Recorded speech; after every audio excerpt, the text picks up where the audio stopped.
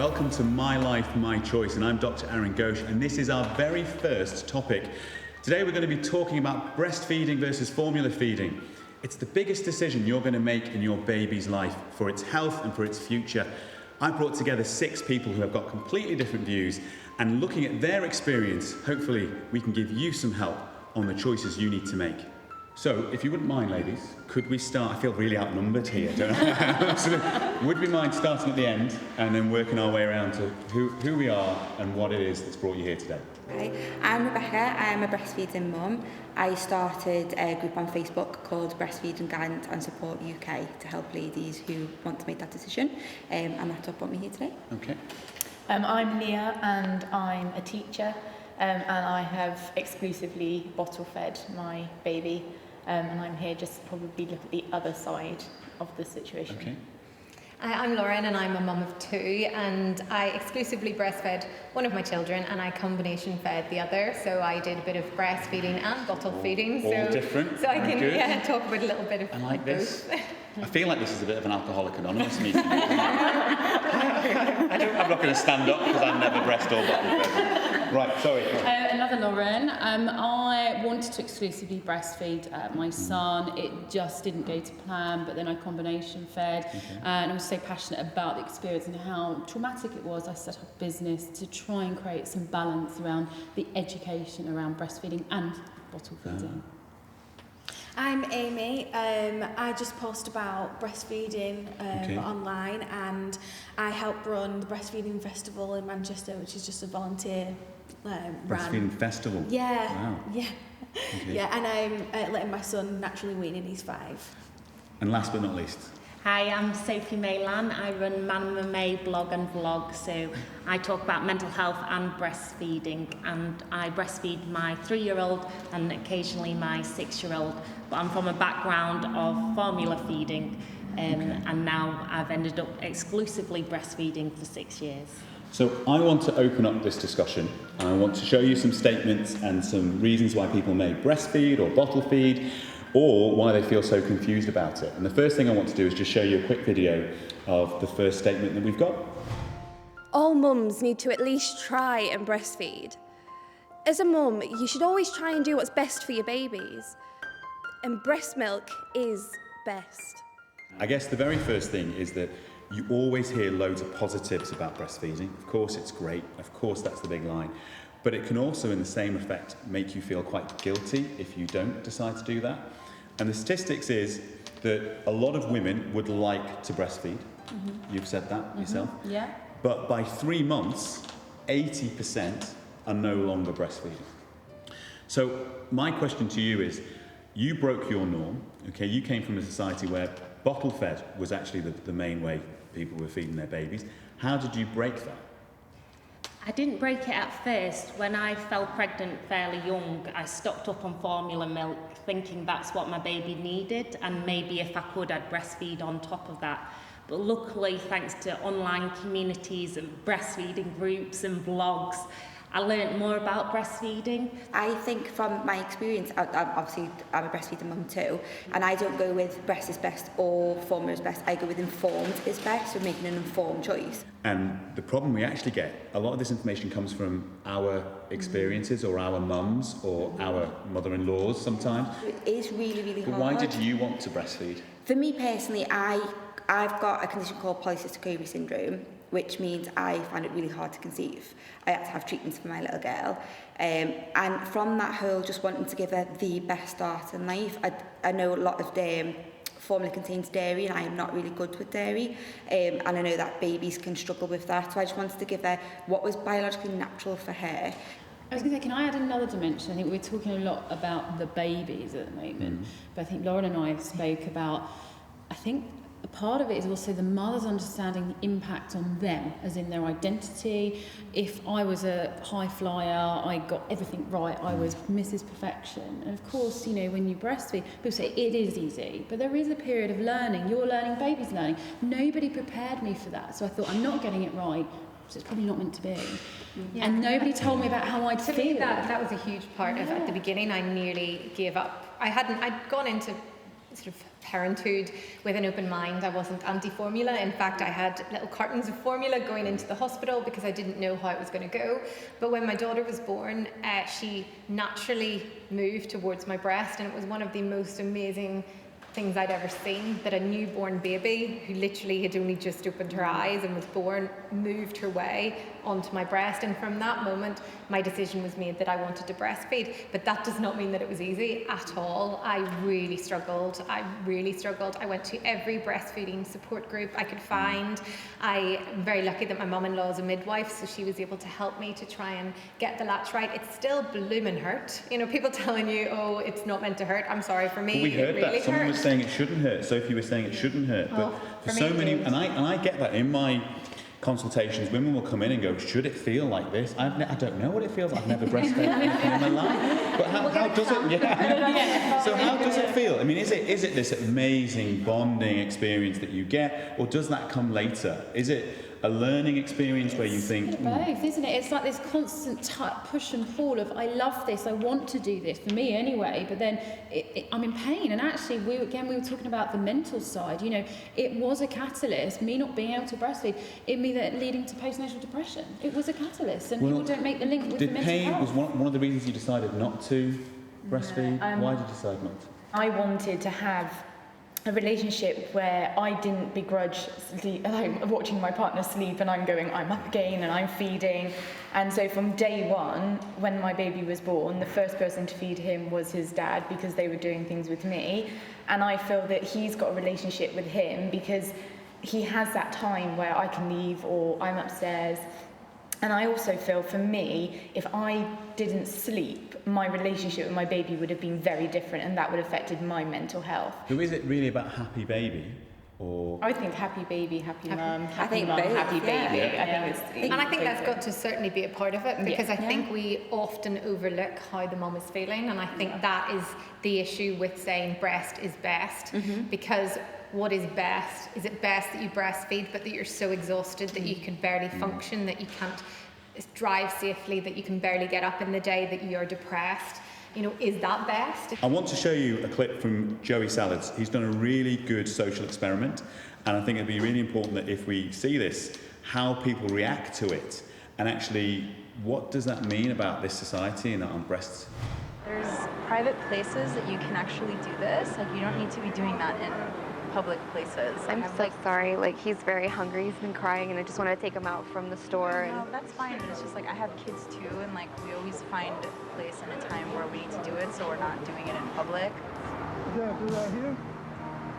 I'm sorry. He was really hungry. Is this bothering you at all? No. It's fine? You think it's fine that a woman can breastfeed with her Absolutely. out in public? And it's fine? No, thank you. So we just saw some more negative reactions than positive reactions to breastfeeding, and I do feel that comes into play because we're so hepped up about breasts, we're so hepped up about how they should be seen and how you should view them, that it actually becomes quite an issue, especially for younger girls. When I get them into my clinic, that I mention about breastfeeding, and you can see their faces like, that just isn't going to happen. What do we say to these women?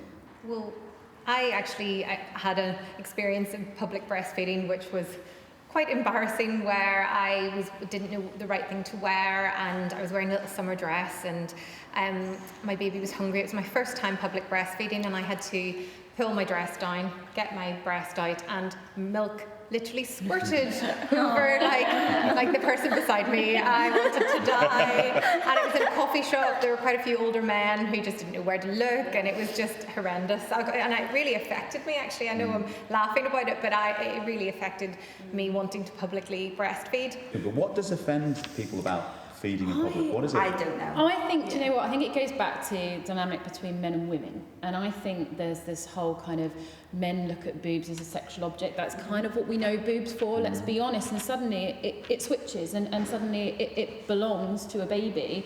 What I found, I went through a real transition. So I've been a professional samba and belly dancer for many years on the side. And for me, the biggest change was when I became a mum, I suddenly stopped sexualizing my body. It wasn't this suddenly I had to create it. It was the most amazing thing ever that I could produce a baby that I could also just feed. I don't care if people get offended. I will now, because I'm really I'm really passionate about it. I will breastfeed anywhere and everywhere. And if you've got a problem, I'll squirt milk at you. Do you get what I mean? I might be offended if you squirted milk at me, but it's really I've not actually done that. But are we talking about your relationship with your passionate. body? I see lots of young girls now really worried about how pregnancy and breastfeeding is going to affect their body, especially their breasts. So I want to show you someone who is really influential on social media and how it's changed her body and what sort of message this gives out. Oh, this is crazy. I have never done this in my life, but it. I have to tape my titties up because, son, giving birth, shit, like my titties was already like a little low, you know what I'm saying? Because I got my tits done when I was 19 and I never wore a bra and shit, so, you know what I'm saying? But while I was pregnant, my shit was looking nice though, nice. I was like, oh, shit. Now though, nah, culture did me filthy. I don't give a if y'all motherfuckers see me gone in November, December, I'm getting my tits done. I don't give a matter of fact, I'm not even gonna call it surgery. I'm just gonna say a titty renovation because I gotta renovate these. This is an Instagram, massive following on Instagram, okay? Yeah. And this is what a lot of young girls are going to watch and see that, and they're going to go, yeah, there's no way I'm breastfeeding if I need a, what do you call it? Can I say quickly as well, there Titty was renovation. no male involved in that. That was her opinion of her body and herself. She felt that she needed to get her boobs back to make herself look like a woman again. Yeah. So therefore there is an element of what women see about breasts as well as other men. Oh yeah, I think it's usually about how you feel in yourself and how I would make my choice about breastfeeding because of what I feel and whether I want to get my breasts out. And I must say, I've had 2 children and my boobs are pretty much as they were before. Yeah, They have not gone Mine are better. Much better. No. They're sitting properly now. But I think it's almost attaching breastfeeding to something that's very aesthetic. Your boobs will be horrible. No, let's focus on actually what you're doing first. Let's forget about the look.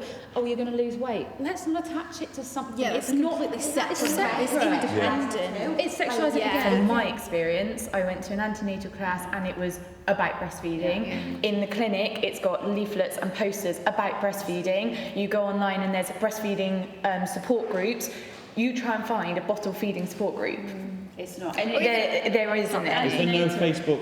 There are. They're under attack. Shall we say? Yeah, on Twitter, they're under Awful. attack. Yeah, Because it's just a choice, isn't it? It's just a choice And that even you with have. like sterilising, it's important to know these things because as you mentioned earlier, the statistics after 3 months, it's only 1% are still exclusively breastfeeding, which means 99% of mums will formula feed, and yet we are not taught anything about sterilising, which is really important. Nothing about how long you can leave a bottle and things like that. And that again is really important because to inform people more of the dangers if they do leave a bottle What's too wrong long if we and do not that? sterilise. Do we look like we're then pro-breastfeeding or anti-breastfeeding? Do we look like? I think it has got to be the informed is best route. I don't think it's got to be one or the other. I think we should be educating mums on both sides, having open on discussions like this of mums who've done both, allowing health professionals to discuss both equally and say, if you want to do this, this is how you do that, and if you want to do this, this is how you do that. Because this is really stressful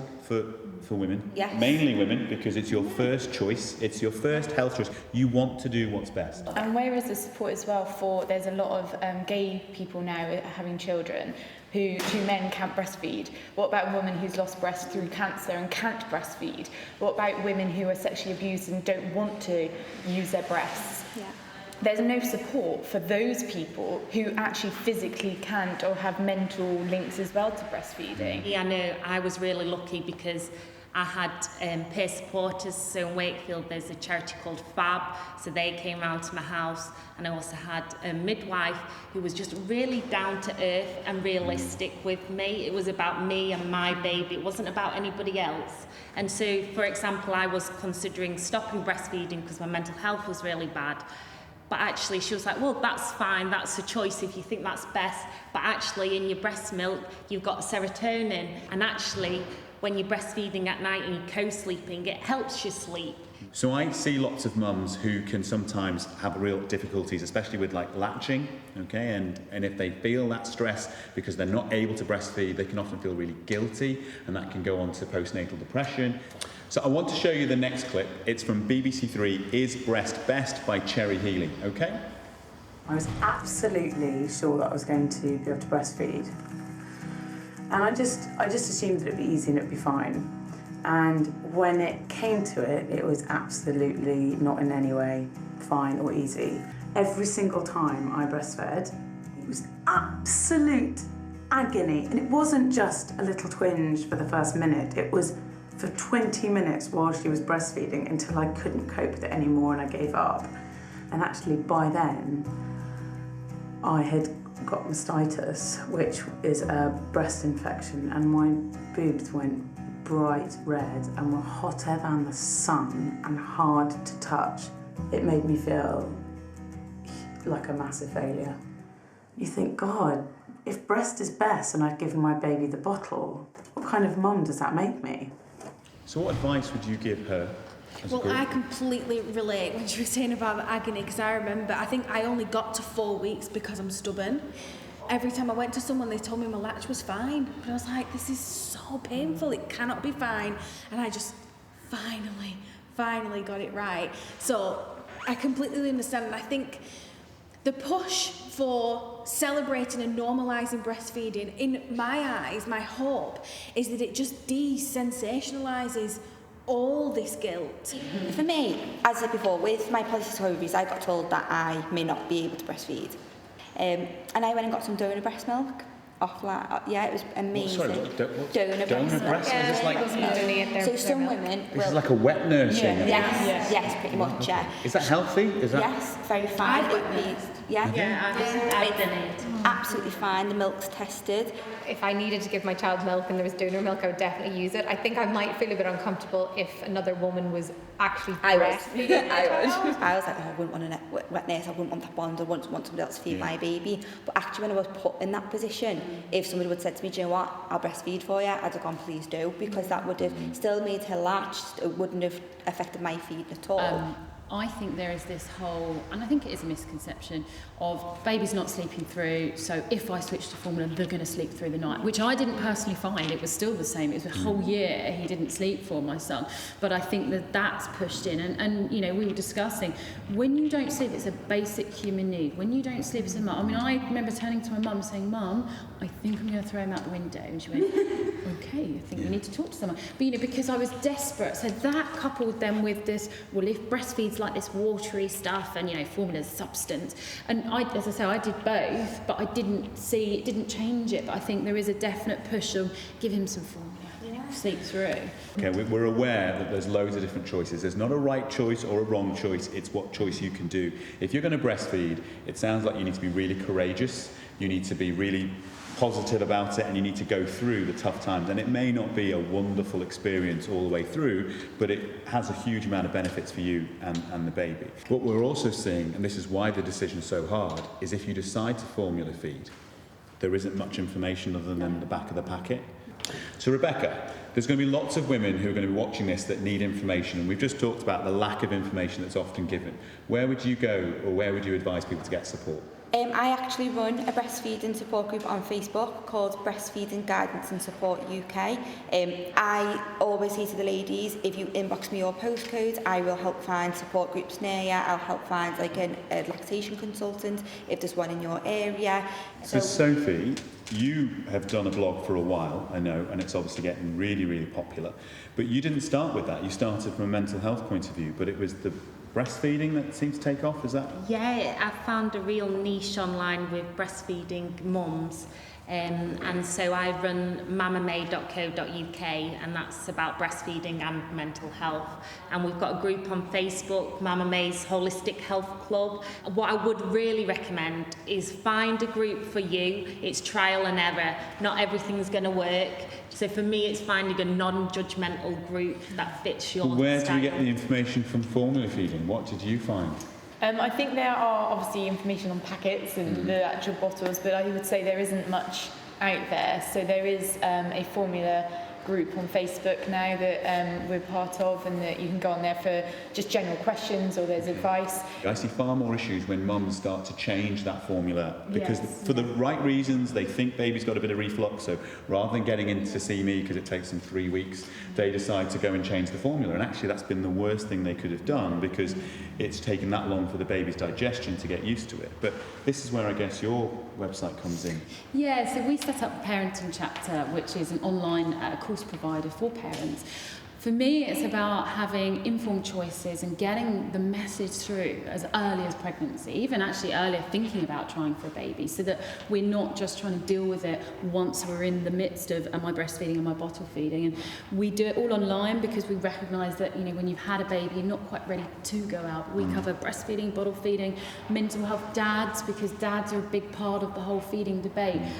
But for us, it is about being non-biased, non-judgmental, but giving people all the options and all the worst case scenario, best case scenario. Well, yeah, I really struggled to find anything to wear whenever I had my second daughter 2 years ago, and I kind of thought it's 2016, how have we still not got fashion-wise, fashion kind of not jumped onto the fact that women are breastfeeding, and if we're trying to encourage people to breastfeed, we have to make it so that it's easy for them to breastfeed and that clothes are functional. So yeah, I just came up with a really simple idea just with the zip in the top. So there's a zip on either side, so it just looks like a normal t-shirt and you can easily just zip it down and pull it across. So yeah, my website is called the Milky Tea Company. So do you have one here? Yeah, so I'll show you as well as wearing one. We do a few different designs, but this one I think is very apt for most parents. So it says #winging it. And to be honest, I think whether we're breastfeeding or bottle feeding, I think all of us as parents are totally winging it. Is that my baby? Yeah. Okay. I've just said Yeah, boobs are stinging. She's God, gonna isn't need that a timing? It's brilliant. I It's know. all right, don't worry about it. So we've had a really positive discussion here today. It's been so informative listening to these ladies. What we've heard about is breastfeeding, bottle feeding, combined feeding, donor feeding. None of it is the wrong decision. It's going to be really important that you make the right choice for your life.